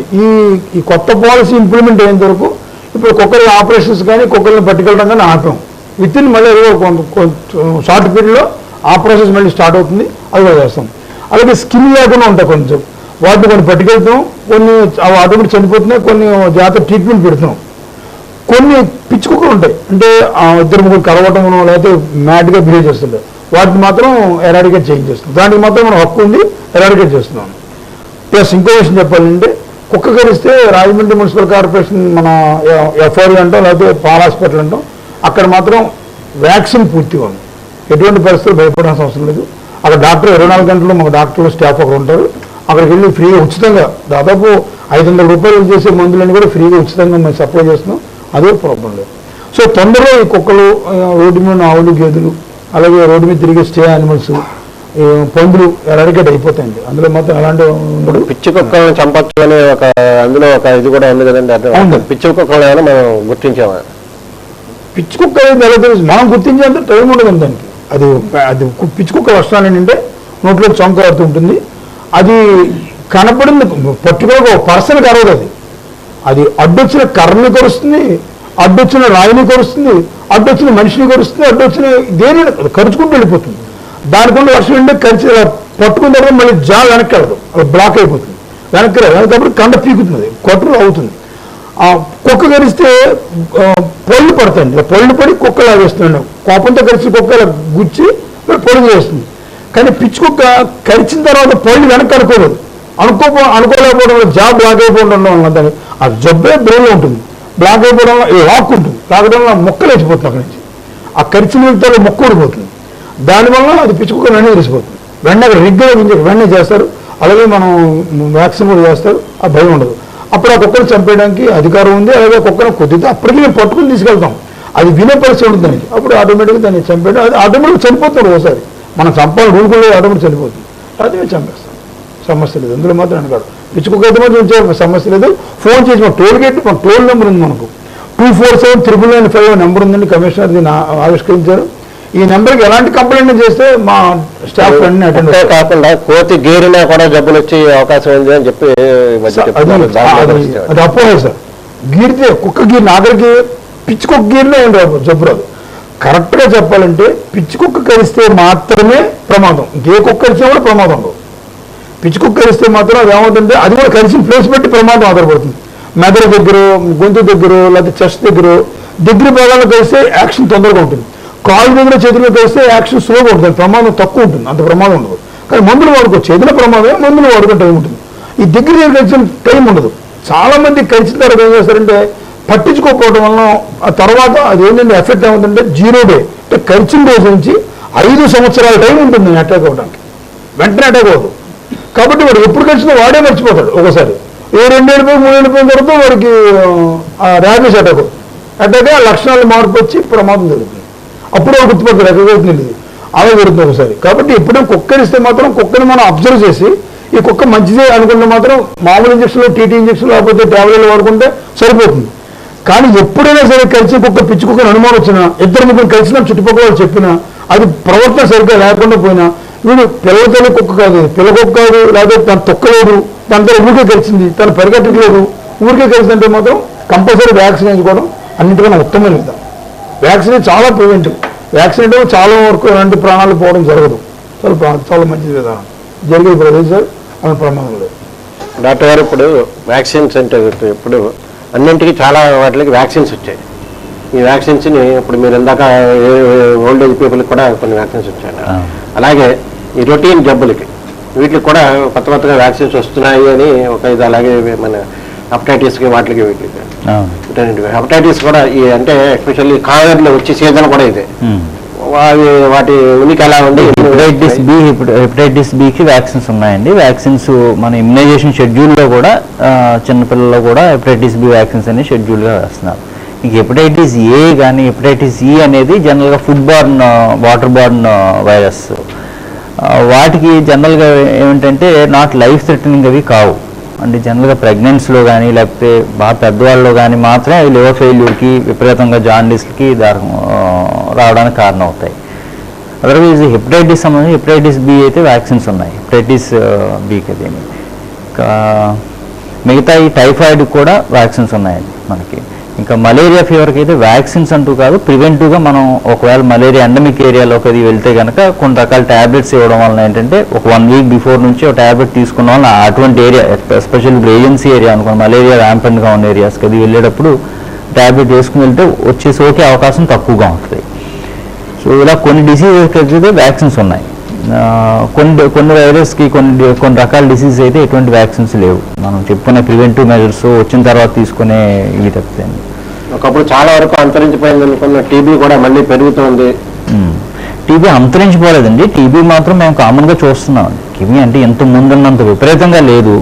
అంటే ఇప్పుడు డయాగ్నోసిస్ కాస్త తొందరగా అవుతుంది. ఒక 1 వీక్ 10 days దాటేటప్పటికి ఒక హాస్పిటల్కి వచ్చే అవకాశం ఎక్కడ వెసులుబాటు ఉంది కాబట్టి వస్తున్నారు, డయాగ్నోస్ అవుతున్నాయి, ట్రీట్మెంట్ అని జరుగుతుంది. టీబీ కేసెస్ అనేవి మేము ఓపీలో కూడా రెగ్యులర్గా ఇదవుతుందండి, ట్రీట్మెంట్తో క్యూర్ అవుతున్నారు. టీబీ కేసు అనేది టీబీ అంటే ఒక పర్టికులర్లీ అంటువ్యాధి కాబట్టి దాన్ని తీసుకోవాల్సిన జాగ్రత్తలు ఏంటి? ట్యూబర్క్లోసిస్ మెయిన్గా అండి మాల్ న్యూట్రిషన్ లేకుండా చూసుకోవాలి. అంటే మన ఇమ్యూనిటీ తగ్గినప్పుడు మాత్రమే ట్యూబర్క్లోసిస్ డిసీజ్ అనేది ఫ్లేర్ అప్ అవుతుంది. యాక్చువల్గా ట్యూబర్క్లోసిస్ బ్యాసిల్లే అనేది యుబిక్విటీ ఉంటుంది. బట్ ఏంటంటే మనకి వ్యాక్సిన్స్ ఇంత ముందు ఉండడం వల్ల కానీ మన రోగ నిరోధశక్తి అది బాగున్నప్పుడు అది డిసీజ్ కింద ఉండదన్నమాట. ఇప్పుడు ఒకవేళ మనకి ఇల్నెస్ వచ్చినా, మన రోగ నిరోధశక్తి తగ్గినా వయసు 65 దాటిన తర్వాత ఇలాంటి టీబీ డిసీజ్ కింద పల్మరీ ట్యూబర్క్లోసిస్ కింద కానీ వేరే వేరే రకాలుగా కానీ ఇదయ్యే అవకాశం ఉంటుంది. అందుకోసం న్యూట్రిషన్ మెయిన్ ఇంపార్టెంట్ అండి. జనరల్గా షుగర్ పేషెంట్స్లో కానీ ఈ లాంగ్ టర్మ్ మెడికల్ ప్రాబ్లమ్స్ ఉన్న పేషెంట్స్ అంటే sugar patient especially sugar levels కంట్రోల్లో ఉంచుకుంటాం. కానీ ఈ మిగతా హెల్త్ ప్రాబ్లమ్స్ని మనం రెగ్యులర్గా కంట్రోల్గా ఉంచుకుంటే కనుక ఈ రకమైన డిసీజ్ రావడానికి మనం ఆస్కారం ఇవ్వడం. రోగనిరోధక శక్తి తగ్గకుండా రోగనిరోధక శక్తి కాపాడుకోవడానికి ఈ కాలంలో మనం తీసుకోవాల్సిన ఫుడ్ ఆహార సంబంధించి ఫుడ్ కామన్ కానీ ఏ కాలంలో ఉన్నా కూడా ఫ్రెష్ వెజిటబుల్స్ కానీ ఫ్రూట్స్ కానీ ఫ్రెష్ వెజిటబుల్స్ ఫస్ట్ ప్రయారిటీ అని చెప్తామండి. ఇప్పుడు ఫ్రూట్స్ కూడా ఎస్పెషల్లీ కట్ ఫ్రూట్స్ తీసుకొని అవి స్టోర్డ్ అయినా సరే ఈ రకమైన డిసీజ్ వచ్చే అవకాశం అది ఉంటుంది. బట్ రోగనిరోధక పెరగడానికి మాత్రం వెజిటబుల్స్ ఫ్రూట్స్ మాత్రం ఎక్కువ తీసుకోవాలి. హై ప్రోటీన్ డైట్ ఎక్కువ తీసుకుంటూ ఉండాలి. అది వెజిటబుల్ ప్రోటీన్ కానీ యానిమల్ ప్రోటీన్ డైట్ ఎక్కువగా తీసుకుంటూ ఉండాలి. ఈ మెజర్స్ ఫుడ్లో మనం తీసుకోగలిగితే కనుక రోగనిరోధక శక్తి పెరిగే అవకాశం ఉంటుంది. ఎస్పెషల్లీ ఇప్పుడు కామన్గా మనం చూసేది ఏంటంటే ఈ వెస్టర్నైజేషన్ ఎక్కువైపోయి ఒబేసిటీ ఎక్కువగా ఇప్పుడు కామన్గా మనం చూసినట్టయితే ఒక 5-6 పీపుల్ని చూసినామంటే 2-3 పీపుల్ అబోవ్ బేస్లోనే ఉంటారు వెయిట్. సో అందరూ కూడా ఇప్పుడు ఒబేసిటీ అనేది very common disease. It's like epidemic కింద అయిపోయిందన్నమాట ఒబేసిటీ అనేది రావడం వల్ల అంటే అన్ని డిసీజెస్ రావడానికి ముఖ్య కారణమే వెయిట్ ఉండడం. ఐడియల్ వెయిట్కి దాటిన ఉన్న వాళ్ళందరికీ కూడా అంటే ఒబేసిటీ ఓవర్ వెయిట్ ఉన్న వాళ్ళందరికీ కూడా దట్ ఇట్ సెల్ఫ్ రోగనిరోధక శక్తి తగ్గించడానికి కారణం. ఒబేసిటీ ఉన్న వాళ్ళందరూ కూడా ఈ డిసీజెస్ అనేవి వచ్చే అవకాశం ఎక్కువ ఉంటుంది. ఈ డిసీజెస్ వచ్చిన తర్వాత కాంప్లికేషన్స్ వెళ్ళే అవకాశం ఎక్కువగా ఉంటుంది. ఇప్పుడు ఆ diseases viral fevers and self limiting వల్ల బాగా ఒబేస్ పీపుల్ 90-100 కేజెస్ ఉన్న వాళ్ళకి అదే విపరీతంగా నిమోనియాలో పెట్టడం, అదే రెస్పిరేటరీ ఫెయిల్యూర్లో కానీ వెంటిలేటర్ మీదకి వెళ్ళడం అని లైఫ్ రిస్క్ రావడం. సో ఇవన్నీ జరుగుతూ ఉంటాయి. సో ఫస్ట్ ఒకటి వెయిట్ కంట్రోల్ అనేది మెయిన్ ఇది కింద తీసుకోవాలండి. అంటే డిసీజ్ అన్నీ రావడానికి ముఖ్య కారణం ఇప్పుడున్న సిచ్యువేషన్లో వెయిట్ పెరగడమైంది. అది ముఖ్యంగా వెస్టర్నైజేషన్ వల్ల మనం తినే ఫుడ్ హ్యాబిట్స్, బయట ఫుడ్స్కి ఎక్కువగా అలవాటు పడడం వల్ల కానీ ఆయిల్ ఫుడ్స్ కానీ మనం ఇర్రెగ్యులర్ ఫుడ్ హ్యాబిట్స్ మనం ఇప్పుడు అందరూ కూడా everyone is there busy in their work. So everyone ఎప్పుడు ఏంటంటే మార్నింగ్ బ్రేక్ఫాస్ట్ అయిన తర్వాత లంచ్ తినడానికి కూడా వాళ్ళకి టైం ఉంటుందో లేదో తెలియదు. ఏదో టైం లంచ్ తింటున్నారు, ఓన్లీ పీస్ఫుల్గా డిన్నర్ చేస్తారు. అది 10-10:30 టైంకి 11 కల్లా they will go to sleep. So ఈ హ్యాబిట్ అనేది మెయిన్గా ప్రివెంట్ చేయమని ప్రతి ఒక్క పేషెంట్కి కూడా చెప్తూ ఉంటామండి. అది వాళ్ళ వే ఆఫ్ దీనికి ఏంటంటే అలవాటు పడిపోయి అది ఇంకా కుదరని పని అన్న ఇదిలో చెప్తూ ఉంటారు పేషెంట్స్ కూడా మాకు రెగ్యులర్గా. సో మెయిన్గా ఫుడ్ హ్యాబిట్స్ ఒకటండి, ఇర్రెగ్యులర్ ఫుడ్ హ్యాబిట్స్. ఇంకోటి ఏంటి స్ట్రెస్. ఇప్పుడు ప్రతి దీంట్లో కూడా విపరీతమైన స్ట్రెస్ఫుల్గా ఉంది. అంటే ఇప్పుడు స్ట్రెస్ లేని ఇదంటూ రంగం అంటూ లేదు. బట్ అది కొంతమంది చాలా క్యాజువల్గా చాలా ఫ్రీగా తీసుకునే కొంతమంది మనస్తత్వం ఎలా ఉంటే ప్రతి చిన్నదానికి కూడా ఎక్కువగా స్ట్రెస్గా ఫీల్ అవ్వడం, దట్ ఇట్ సెల్ఫ్ రకరకాల జబ్బులు కానీ రకరకాల ఇది రావడానికి కారణం అవుతాం. సో అందుకని రెగ్యులర్గా ఒక half an hour 40 minutes regular exercise అనేది కంపల్సరీగా చెప్తామండి. ఇర్రెస్పెక్ట్ మీరు వెయిట్ ఏదో తగ్గడానికనో లేకపోతే బరువు తగ్గడానికనో వాకింగ్కి వెళ్ళమని లేకపోతే ఎక్సర్సైజ్ చేయండి. మీ హెల్త్ బాగుండడానికి, ఈ రోగనిరోధక శక్తి పెరగడానికి, మీ హార్ట్ ఫంక్షన్ కానీ లేకపోతే ఊపిరితిత్తులు ఇది కానీ ఉండడానికి కంపల్సరీగా ఒక half an hour 40 minutes regular exercise చేయమని చెప్తూ ఉంటాం. సో ఈ రెగ్యులర్ ఎక్సర్సైజు, ఈ క్లీన్ నీట్గా ఫుడ్, వాటర్ హ్యాబిట్స్ తీసుకుంటే కనుక చాలా వరకు మన రోగనిరోధక శక్తిని పెంచడానికి వీలుంటుందండి. చాలా వరకు ఈ డిసీజెస్ని ప్రివెంట్ చేయడానికి అవకాశం ఉంటుంది. విన్నారు కదా ఇప్పుడు డాక్టర్ గారు, రోగనిరోధక శక్తిని కాపాడుకోవడం, ఆరోగ్యంగా ఉండడం ఇలాంటి విషయాల్లో ముందు అన్నింటికీ మించి బరువు పెరిగిపోకుండా చూసుకోవడం, కనిపించిందల్లా తినేయాలి అనే ఆలోచన నుంచి మనకి ఎంతకు అవసరమైతే అంతే తినాలి అనే ఆలోచనకి మనం కట్టుబడి ఉంటే ఆరోగ్యం మన కంట్రోల్లో ఉంటుంది, మన చెప్పు చేతల్లో ఉంటుంది. అదీకాక డాక్టర్ గారు ఇంకొక చాలా ముఖ్యమైన విషయం చెప్పారు. ఎంతసేపు వీధుల్లో శుభ్రం చేశారా అవి చేశారా అని కాకుండా మన ఇళ్లల్లో కూడా నిలవ నీరు లేకుండా చూసుకోవడం, నిలవ ఆహార పదార్థాలను వాడకుండా ఉండటం అన్నది ప్రధానంగా తీసుకోవాలని చెప్పి డాక్టర్ గారు చాలా వ్యాలిడ్ పాయింట్ చెప్పారు.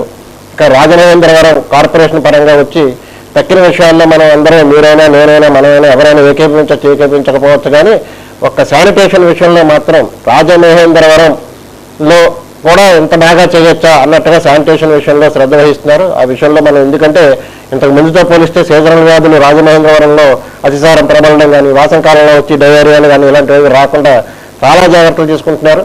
ఇంకా మనం ఈ జాగ్రత్తలకి ఇంకొకటి యాడ్ చేస్తే అంటే ఏమిటంటే ఎంతకాలం ఎంతసేపు వాళ్ళు తడుస్తున్నారు వాళ్ళు చేస్తున్నారని కాకుండా మనం కూడా వాళ్ళకి సహకరించి, అంటే వాళ్ళు వచ్చినప్పుడు వాళ్ళకి ఆ చెత్త అందించడం అలవాటు చేసుకోవాలి తప్ప కనిపించిన ప్రతి చోట చెత్త పోసేయడం, తుడిచిన వెంటనే మళ్ళీ 2 నిమిషాలుగా పాడు చేయడం ఇలాంటి అలవాట్ల నుంచి బయటపడితే మన నగరం 44 నుంచి 4కు వచ్చినా మనం ఆశ్చర్యపోవక్కర్లేదు. ఆ విధంగా మనం శ్రద్ధ వహించాలని ఈరోజు ఈ సీజనల్ వ్యాధులపై జరిగిన చర్చలో అనేక విషయాలు మనకు వెల్లడించిన ఈ నిపుణులందరికీ ధన్యవాదాలు తెలియజేస్తూ స్వస్తి.